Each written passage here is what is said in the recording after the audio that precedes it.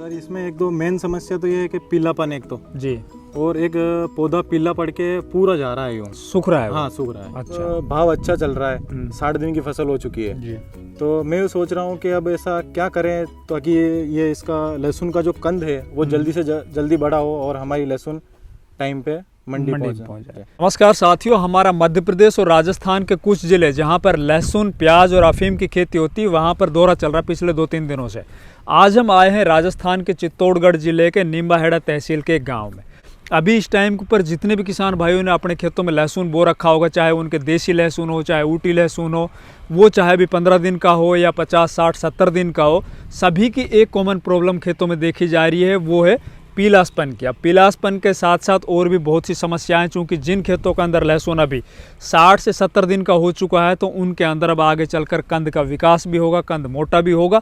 और अब की बार चूंकि जो रेट अच्छे मिल रहे हैं तो किसान सोच रहा है कि यार जल्दी से जल्दी हमारे जो लहसुन है वो तैयार होकर मंडी में पहुँच जाए। तो उसके लिए हम इस टाइम के ऊपर क्या कुछ करें, किस तरह से बीमारियों से अपनी फसल को बचाएं, किस तरह से हम इसके अंदर कौन सा फर्टिलाइजर यूज़ करें इस टाइम पर, जिससे हमारी फसल का जो कंद है उसका साइज मोटा हो और जल्दी से जल्दी हमारी फसल तैयार होकर मंडी में पहुंचे। तो उसी क्रम में इस खेत के अंदर बैठ के हम आप लोगों को बताएंगे आखिर इस टाइम के ऊपर जो लहसुन फसल में आ रही बीमारियाँ हैं, चाहे वो सकिंग पेस्ट से आ रही हो, चाहे वो नीचे जड़ों से आ रही हो या फिर मौसम से आ रही हो, कुल मिला के जो भी समस्याएं अभी देखने को मिल रही है कॉमन खेतों के अंदर वो क्यों आ रही है, उनको किस तरह से पहचानें।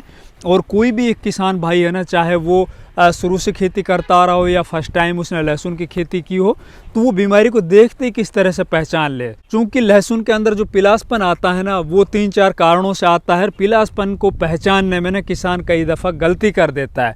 उसकी नीचे की पत्तियों में अगर पीलासपन है, ऊपर की पत्तियों में पीलासपन है, पत्तियों में ऊपर से नीचे की तरफ पीलासपन आ रहा है, मतलब पत्तियां हैं ऊपर से सूखती आ रही है नीचे, ये सब अलग अलग हैं, इनके सिम्टम्स अलग अलग हैं, इनको पहचानना पड़ेगा। पहचान के इनको कंट्रोल करने के लिए इनमें कुछ फर्टिलाइजर देने पड़ेंगे, कुछ ऊपर से स्प्रे देने पड़ेंगे, तभी ये जो बीमारियां हैं ना उसको आप डिटेक्ट कर सकते हो और ख़त्म कर सकते हो, अपनी फसल का बढ़िया उत्पादन ले सकते हो। तो चलिए सबसे पहले तो अपन इंट्रोडक्शन लेते हैं किसान भाई का। तो भैया आप अपना नाम और परिचय बताओ। मेरा नाम राहुल धाकड़ है, मेरे गांव का नाम सेमलिया, तहसील निम्बाहेड़ा और जिला चित्तौड़गढ़ का रहने वाला हूँ। जी, आपने ये कितने एरिया के अंदर ये ऊटी बो रखा है? ये सर अपने 1 बीघा का है। चलो बैठ जाओ पहले। तो कितने दिन की फसल हो चुकी है? ये सर अपने 50 दिन की फसल हो चुकी है, 45 से 50। अभी इसके अंदर कौन सी समस्या है जो आपको ज़्यादा देखने को मिल रही है?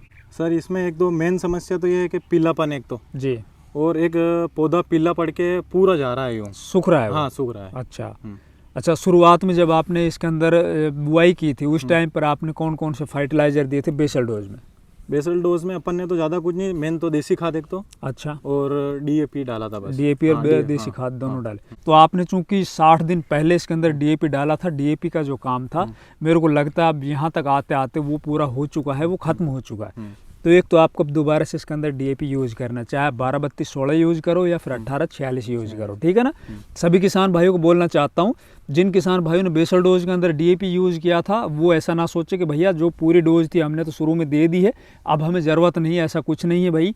50-60 दिन तक फसल आते आते ना डीएपी है ना जो फॉस्फोरस है वो पूरा अपना काम कर देती, पौधा उसको ले लेता है। उसके बाद भी लहसुन फसल को डीएपी की आवश्यकता पड़ती है, फॉस्फोरस की आवश्यकता पड़ती है। इससे आगे भी इसके अंदर कंद फूलेगा उसके अंदर फॉस्फोरस की बड़ी अहम भूमिका होगा। तो आपको दोबारा से अब इसके अंदर डीएपी देना है, चाहे 12-32-16 के माध्यम से दो आप या 18-46 के माध्यम से दो।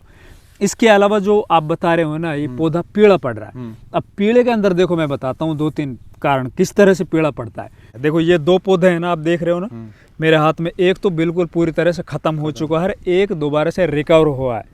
अब ये रिकवर क्यों हुआ है, ये ख़त्म क्यों हुआ है, तो इसके अंदर लगी हुई थी शुरुआत में, आपने देखा होगा इसके अंदर नीचे जड़ें नहीं है ना बिल्कुल भी, ये सड़ चुका है नीचे से, तो फंगस के कारण ये ख़त्म हुआ। फंगस शुरुआत में जब आपने लहसुन की चौपाई की थी ना तो इसके अंदर पक्का 100% इसके अंदर हल्का फुल्का कहीं ना कहीं इसमें घाव हुआ होगा, है ना, कुछ ना कुछ इसके अंदर घाव हुआ होगा, ऊपर से उसका जो पर्दा है ना वो हटा होगा।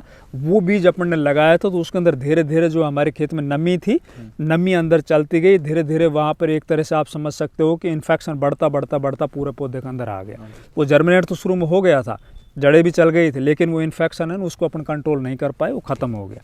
इस पौधे के अंदर शुरुआत में पीलापन आया था, इनकी जड़ों के अंदर कुछ प्रॉब्लम आई थी शुरू में। जैसे ही आपने इसके अंदर अब गुड़ाई की है ना, गुड़ाई करने से इसके पास जो एक्स्ट्रा नमी थी इन जड़ों के पास में, वो नमी ख़त्म हो गई। अब नमी ख़त्म होने से ये जो देख रहे हो ना वाइट रूट्स, एकदम सफ़ेद रूट्स, अब ये पौधा है ना दोबारा जी उठा है। पहले तो मर रहा था, अब दोबारा से जी उठा है, इनकी नई जड़ें हैं ना वो चल चुकी है अब, है ना।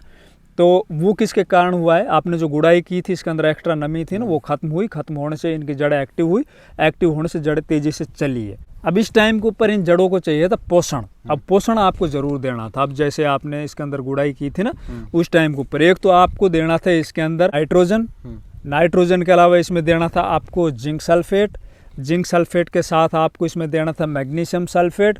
अगर किसी कारण ज़्यादा किसी खेत के अंदर बहुत ज़्यादा आपको ऐसा दिख रहा है कि बिल्कुल पीला जर्द हो चुका है खेत, पूरी तरह से एकदम पिलासपन है, तो उसमें आपको फेरस सल्फेट भी ले लेना था। ठीक है, नाइट्रोजन आप लेते कहाँ से, या तो आपको 20 किलो बीघे के हिसाब से यूरिया लेना था, या फिर आपको 20-25 किलो बीघे के हिसाब से अमोनियम सल्फेट ले लेना था। अमोनियम सल्फेट है ना वो यूरिया की तुलना में कहीं ज़्यादा काम करता है, ज़्यादा कारगर होता है, विशेषकर लहसुन फसल के अंदर उसके रिजल्ट ज़्यादा शानदार देखने को मिलते हैं, क्योंकि उसमें नाइट्रोजन तो होता ही है, दूसरा उसमें सल्फर भी होती है। ठीक है ना, तो ये सब चीज़ें आपको लेनी थी। इसके अलावा इसके अंदर जो जड़ों में जो प्रॉब्लम है, बहुत से खेतों में देखा जाता, बताते हैं कि भैया नेमाटोड है या नीचे इनके अंदर या जड़ों में कुछ ऐसे कीड़े देखे गए हैं कि उनकी वजह से ना पौधा वो सूख जाता है या फिर जड़ें हैं ना उनको खा जाता है। तो उनकी रोकथाम के लिए इसके अंदर या तो आपको लेना था क्लोरोपाइरीफॉस 500 ml पर बीघे के हिसाब से, या फिर आपको लेना था इसके अंदर 4 किलो कार्टाप हाइड्रोक्लोराइड, जो दानेदार इंसेक्टिसाइड आता है ना, वो इनके जड़ों के अंदर नीचे अगर अपन इंसेक्टिसाइड भी दे देंगे, ऊपर से जो हमने नाइट्रोजन दिया है, सल्फर दी है अमोनियम सल्फेट के रूप में, और जिंक है, मैग्नीशियम सल्फेट है और फेरस सल्फेट है, जो सबसे ज़्यादा क्लोरोफिल निर्माण में सबसे बड़ा योगदान अदा करते हैं। ये 3-4 चीज़ बता रहा हूँ मैं आपको, nitrogen, zinc sulphate, magnesium sulphate और फेरस सल्फेट, इनका काम ही पौधे के पीलासपन को दूर करने का है, इनका काम ही पौधे के अंदर क्लोरोफिल निर्माण करने का है, इनका काम ही पौधे को एकदम हरा भरा करने का है। ये पौधा था ना, इसके अंदर जो फंगस बनी थी नीचे, इसके अंदर इन्फेक्शन फैला था, वो फंगल इन्फेक्शन था। अब फंगल इन्फेक्शन को ख़त्म करने के लिए इसमें आपको फंजीसाइड भी ले लेना था, जैसे कि आप इसमें कार्बेंडिजम ले सकते हो, बायोस्टीन के नाम से जो आता है ना, बेस्ट रिजल्ट है उसके भी। इसमें आप 500 ग्राम साफ पाउडर आता है कार्बेंडिजम मैनकोजेब, वो आप आधा किलो ले सकते थे 1 बीघा ज़मीन में इन्हीं खादों में, या फिर आप 500 ml कीटाजिन ले सकते थे फंजीसाइड, या फिर आप इसमें 500 ग्राम थाइफेनेट मिथाइल ले सकते थे। ये कोई भी फंजीसाइड है ना वो मिला के इन खादों के अंदर आपको डाल देना था।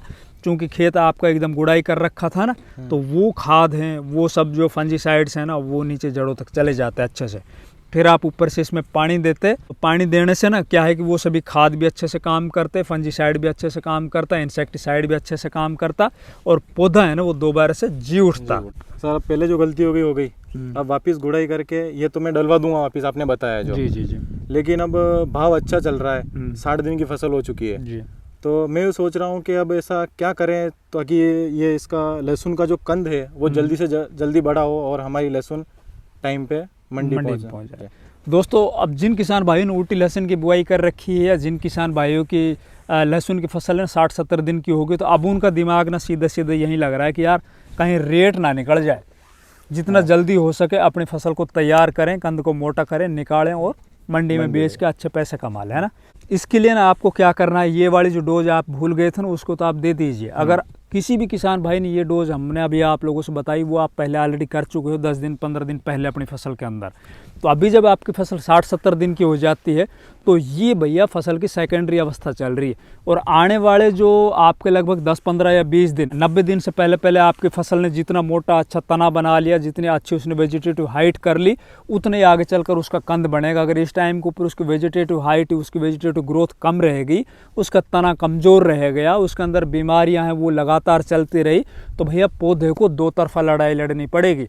एक तरफ तो जहां आपका ये पौधा है, ये फसल है ना, वो अपने कंद को बनाने में लगी हुई है, दूसरी तरफ वो बीमारियों से भी लड़ रही है, तो भैया उत्पादन बहुत कम निकलेगा। उसके अंदर अभी आपको क्या करना है, एक तो आपकी फसल 60-70 दिन की हो जाती है तो आपको दोबारा से फॉस्फोरस दे देना है, मतलब 1846 DAP आता है ना, वो आप दे दीजिए 1 बीघा ज़मीन में कम से कम 30-35 किलो, कम से कम बता रहा हूँ, क्योंकि लहसुन की फसल को ना ये सब चीज़ें दूसरी फसलों की तुलना में ज़्यादा आवश्यकता पड़ती है, ये ज़मीन से ज़्यादा पोषक तत्वों को लेती है। हल्के ज़मीन में तो लहसुन होता और नहीं है ना, नहीं होता है। तो ये एक तो ये डालना है आपको। दूसरा आपको कैल्शियम नाइट्रेट है ना, कम से कम 15 किलो बीघे के हिसाब से ना आपको 15 kilo calcium nitrate with boron वाला, अगर बोरोन अलग से लेना चाहो तो 1 किलो इसके अंदर बोरोन मिला लो और अपने खेत के अंदर डाल दो, है ना। एक तो ये काम करना है। ऊपर से आपको इसके अंदर NPK 05234 की ज़रूर स्प्रे कर देनी है। उसके अंदर फॉस्फोरस भी होगा और पोटास भी होगा। फॉस्फोरस ऊपर से पत्तियां ले लेंगी, एकदम लस ग्रीन हो जाएगी और बहुत शानदार उसको रिजल्ट मिलेगा। नीचे से भी अपन ने दिया। और रही बात जो पोटास की है ना, जो 34% पोटास है ना, वो आपकी क्वालिटी को इंक्रीज करेगा, जो आपके आगे चलकर जो कंद बनेगा ना उसकी क्वालिटी को इंक्रीज करेगा, कंद के साइज को मोटा करेगा और फसल को बीमारियों से लड़ने की क्षमता प्रदान करेगा।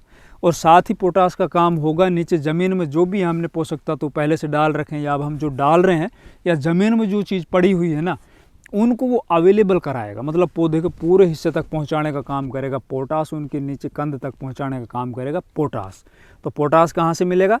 NPK 05234 जो ऊपर से अपन को स्प्रे करनी अब इस अवस्था में 60, 65, 70 दिन की अवस्था में, ठीक है ना। ये काम करना है। दूसरा, अपनी फसल के ऊपर लगातार आपको निगरानी रखनी है, क्योंकि अभी लगातार ओस आएगी।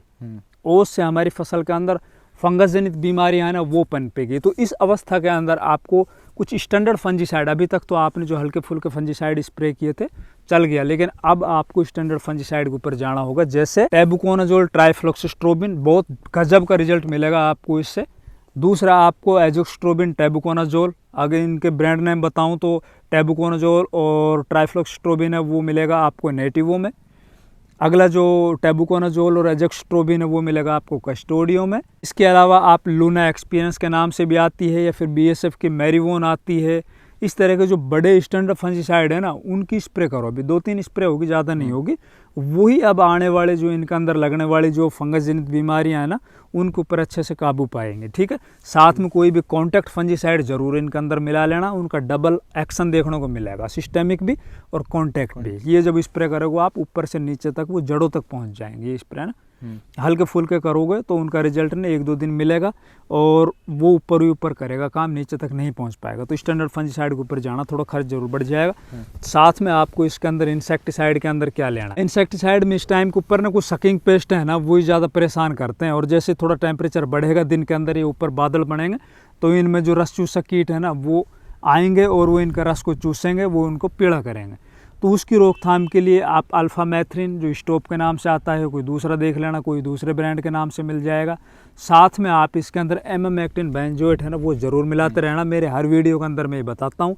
एमामेक्टिन बेंजोएट का काम है ना, वो रस चूसक कीटों के ऊपर भी काम करता है, वो चबाने वाले जो कीट होते हैं ना, इल्ली वगैरह, उनके ऊपर भी काम करता है। और साथ ही इसके अंदर जिंक होती है, तो पौधे के अंदर हरापन लाने के अंदर भी काम करता है। सस्ता वैसे पड़ता है। इसको 100 ग्राम पर एकड़ के हिसाब से या 70 ग्राम पर बीघे के हिसाब से जरूर इन स्प्रे के अंदर मिलाना। और इनका कॉम्बिनेशन बहुत शानदार बनता है टेबुकोनाजोल के साथ, या फिर ट्राइफ्लॉक्सिस्ट्रोबिन है, या फिर एजोक्स्ट्रोबिन वाले जो फंजीसाइड आते हैं उनके साथ इनका ना एमामेक्टिन का बहुत शानदार कॉम्बिनेशन आता है। ये करना। साथ ही इसके अंदर आप फसल को स्ट्रेस से बचाने के लिए ना, जैसे कि छोटी फसल है आपकी और दिन के अंदर गर्मी ज़्यादा है, या फिर सर्दी ज़्यादा हो जाए, या फिर स्ट्रेस में है फसल हमारी, तो उससे बचाने के लिए बायोविटा लिक्विड में ले सकते हो। ईसाबियोन आता है एक सिंजेंटा का, वो ले सकते हो, है ना। इस तरह का आप इंसेक्टिसाइड, फंजीसाइड और टॉनिक है ना, उनका प्रयोग कीजिए भाई। गारंटेड ये काम अगर आप करोगे ना, तो 100% आपके चाहे कितनी भी मरी फसल हो, 100% आपकी ताकतवर फसल हो जाएगी, ज़बरदस्त फसल हो जाएगी। रही बात उत्पादन की, तो उत्पादन तो आप देखते ही मतलब जो है ना, बोलोगे यार वास्तव में मज़ा आ गया आपकी बार। हाँ, यही चाहिए सर। और कोई दिमाग में कुछ चल रहा हो तो बता दे अभी। नहीं, बस हो गया। चलो ठीक है। तो साथियों, अगर आपके भी लहसुन फसल में इस टाइम पर कुछ दिक्कतें आ रही है, पीलापन है, या फिर आपको कंद के साइज़ को मोटा करना है, फसल आपकी 60-70 दिन की हो चुकी है, तो हमारी वीडियो में बताई गई ये बातें ना, इनको आप अप्लाई कर लेना। निश्चित तौर पर आपकी फसल में आई हुई कोई भी प्रॉब्लम है ना, वो एक झटके में ख़त्म हो जाएगी और फसल से उत्पादन है वो आपको ज़बरदस्त देखने को मिलेगा। हमारी वीडियो अच्छी लगी, वीडियो को लाइक कीजिए, ज़्यादा से ज़्यादा वीडियो को दूसरे किसान भाइयों तक शेयर कीजिए। चैनल सब्सक्राइब नहीं किया तो प्लीज़ चैनल भी सब्सक्राइब कर लीजिए। धन्यवाद।